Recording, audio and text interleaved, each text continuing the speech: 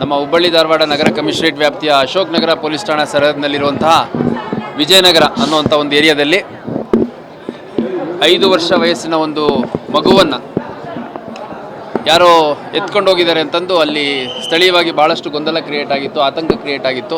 ಮಗು ಮಿಸ್ಸಿಂಗ್ ಆಗಿದೆ ಅಂತ ಹುಡುಕಾಡುವಂಥ ಸಂದರ್ಭದಲ್ಲಿ ಆ ಮಗು ಎಲ್ಲಿಂದ ಮಿಸ್ ಆಗಿತ್ತೋ ಆ ಒಂದು ಜಾಗದ ಆಪೋಸಿಟ್ ಇರುವಂಥ ಶೆಡ್ಡಲ್ಲಿ ಆ ಮಗುವಿನ ದೇಹ ಸಿಕ್ಕಿದೆ.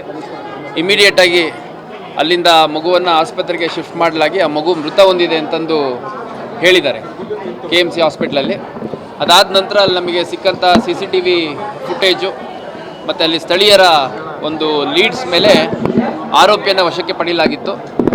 ಆರೋಪಿಯನ್ನು ವಶಕ್ಕೆ ಪಡೆದು ನಿರಂತರ ಒಂದು 3-4 ಗಂಟೆಗಳ ಕಾಲ ವಿಚಾರಣೆ ಮಾಡಿದಾಗ್ಯೂ ಕೂಡ ಆತ ಕೆಲವು ಡೀಟೇಲ್ಸ್ ಹೇಳಿದ್ದಾನೆ. ಮತ್ತು ಅದು ಕನ್ಫರ್ಮೇಟರಿಯಾಗಿ ನಮಗೆ ಎಸ್ಟಾಬ್ಲಿಷ್ ಮಾಡಲಿಕ್ಕೆ ಬೇರೆ ಯಾವುದೇ ಒಂದು ದಾಖಲೆಗಳು ಆ ವ್ಯಕ್ತಿ ಐಡೆಂಟಿಟಿಯನ್ನು, ಆತ ಕೃತ್ಯವನ್ನು ಎಸಗಿರುವಂಥದ್ದು ಪತ್ತೆಯಾಗಿದೆ ಮತ್ತು CCTV ಸಿಕ್ಕಿದೆ, ಭಾಳ ಸ್ಪಷ್ಟವಾಗಿ ಸಿಕ್ಕಿದೆ. ಆ ವ್ಯಕ್ತಿಯ ಐಡೆಂಟಿಟಿ ಯಾರು ಅನ್ನುವಂಥದ್ದನ್ನು ಪತ್ತೆ ಮಾಡುವಂಥ ಸಂದರ್ಭದಲ್ಲಿ ಆತ ತನ್ನ ಹೆಸರು ಮತ್ತು ಯಾವ ಊರು ಅನ್ನುವಂಥದ್ದನ್ನು ಹೇಳ್ತಾನೆ. ಬಟ್ ಅದಕ್ಕೆ ಕನ್ಫರ್ಮೇಟರಿಯಾಗಿ ಯಾವುದು ಪೂರಕವಾದ ವಸ್ತುಗಳು ಸಿಗೋದಿಲ್ಲ.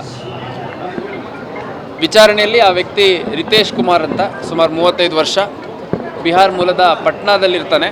ಮತ್ತು ಕಳೆದ ಕೆಲವು ವರ್ಷಗಳಿಂದ ಮನೆಯಿಂದ ಹೊರಗಡೆ ಇದ್ದಾನೆ. ಮತ್ತು ಯಾವ್ಯಾವ ಊರುಗಳಲ್ಲಾಗುತ್ತೆ ಅಲ್ಲೆಲ್ಲ ಕೆಲಸ ಮಾಡಿಕೊಂಡು ಅಲ್ಲೇ ಊಟ ಮಾಡಿಕೊಂಡು ಅಲ್ಲೇ ಮಲಗುವಂಥದ್ದು ಆ ಥರ ಎಲ್ಲ ಮಾಡ್ತಾಯಿದ್ದ. ನಮ್ಮ ಹುಬ್ಬಳ್ಳಿಗೆ ಕೂಡ ಸುಮಾರು ಒಂದು 2-3 ತಿಂಗಳ ಹಿಂದೆ ಬಂದಿದ್ದಾನೆ ಅನ್ನುವಂಥದ್ದು ಅವನು ಮಾಹಿತಿಯನ್ನು ಡಿಸ್ಕ್ಲೋಸ್ ಮಾಡ್ತಾನೆ. ಆಮೇಲೆ ಅವನೆಲ್ಲ ವಾಸ ಮಾಡ್ತಿದ್ದ ಅಂತಂದ ಕೇಳಿದಂಥ ಸಂದರ್ಭದಲ್ಲಿ ತಾರಿಹಾಳ್ ಬ್ರಿಡ್ಜ್ ಹತ್ತಿರದಲ್ಲಿರುವಂಥ ಒಂದು ಅಬಾಂಡನ್ ಹೌಸಲ್ಲಿ ನಾನು ಉಳ್ಕೋತಾ ಇದ್ದೆ ಅನ್ನುವಂಥದ್ದನ್ನು ಹೇಳ್ತಾನೆ.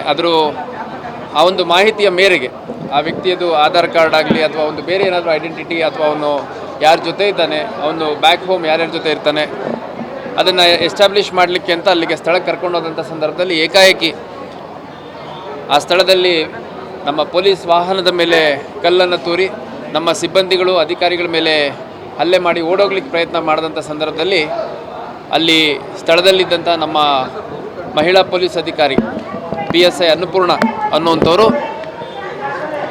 ಏರ್ ಫೈರ್ ಮಾಡಿ ಅವನ್ನ ಓಡೋದನ್ನು ಮತ್ತು